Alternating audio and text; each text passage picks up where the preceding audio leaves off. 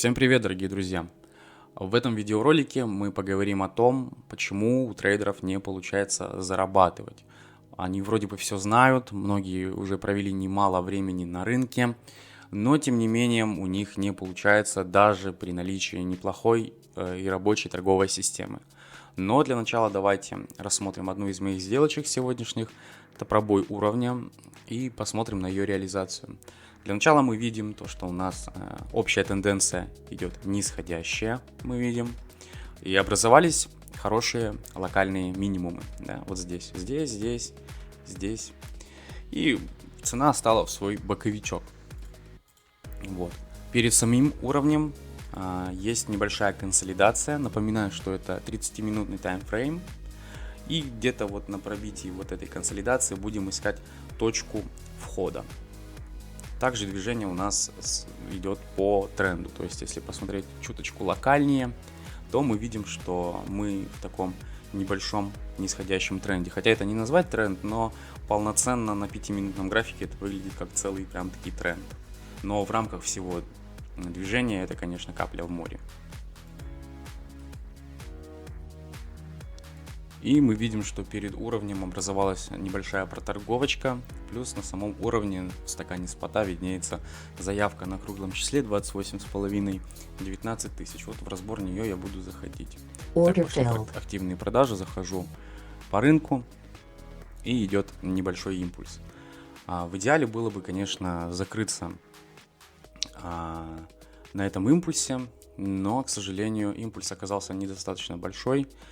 Плюс стоит заявка снизу еще 27 тысяч, и вообще было бы хорошо закрыться перед ней. Но так как все факторы складываются на то, что движение продолжится вниз, я не закрываю вообще никакую часть. То есть буду ждать реализации. Идет небольшой вкат, но я вижу на другом мониторе, что биткоин рисует противоположную свечку вниз.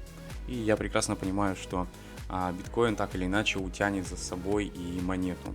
И поэтому я не выхожу. И давайте теперь поговорим по поводу того, почему трейдеры не могут зарабатывать на рынке.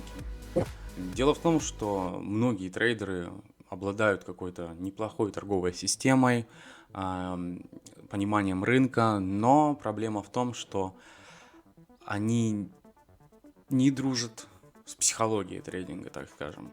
То есть самая главная задача в трейдинге это, конечно же, зарабатывать, но они почему-то упускают тот момент, что чтобы зарабатывать стабильно в трейдинге, нужно иметь стабильный результат.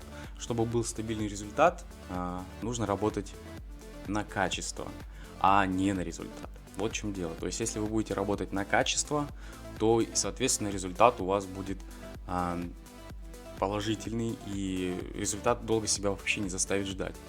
То есть обязательно нужно договориться с самим собой, так как трейдинг это психология глубочайшая, это не просто угадывание движения цены вверх или вниз, это еще и психология. То есть нужно уметь соблюдать свои действия, нужно уметь соблюдать свои установленные правила и действовать согласно им. А очень много трейдеров видят на графике какую-то картинку и, грубо говоря, торгуют ее вообще бездумно, хаотично даже, да, из-за чего не получается у них даже при наличии торгового журнала выявить какую-то закономерность, то есть какой из торговых паттернов отрабатывает лучше или хуже. Это вот первый момент, то, что соблюдайте всегда свои установленные правила.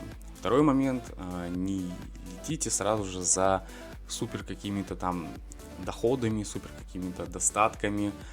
Научитесь сначала торговать качественно. Качественной информацией, качественные паттерны. И только после того, как у вас будет качество, у вас будет и результат. То есть, что это значит? Качество.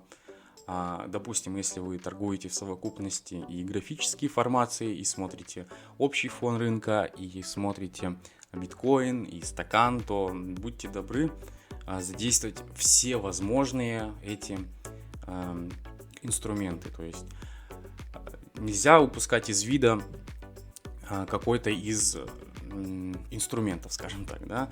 То есть если у вас есть графический паттерн, то обязательно нужно искать какое-то подтверждение в стакане. То есть это будь то какой-то робот, либо подставляшка какая-нибудь, либо объем в стакане, либо раскорреляция с биткоином.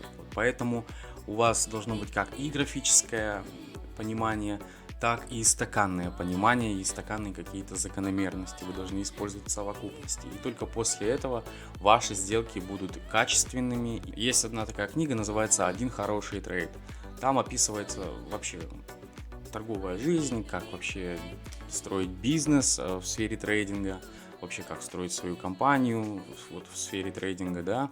И там есть одно такое хорошее один такой хороший момент в книге. Там говорится о том, что чтобы зарабатывать в рынке, тебе нужно приходить и делать всегда один хороший трейд. Один хороший трейд, потом другой хороший трейд и так далее. Чтобы добиться в нынешних реалиях хорошего трейда, у вас должны как можно больше факторов у вас сложилось в совокупности, и только тогда у вас будет хороший трейд.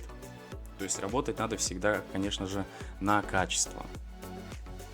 И как раз таки в данном примере мы видим нисходящую тенденцию, хорошие локальные минимумы, за которыми собрались стоп-лоссы участников, хорошее поджатие к этому уровню, небольшую проторговочку перед уровнем и стаканную закономерность, то есть плотность на уровне, плюс еще круглое число. Ну и собственно сделочка закрылась в плюс $22. Один хороший трейд. Если вам понравилось данное видео, ставьте лайки, подписывайтесь на канал и до новых встреч!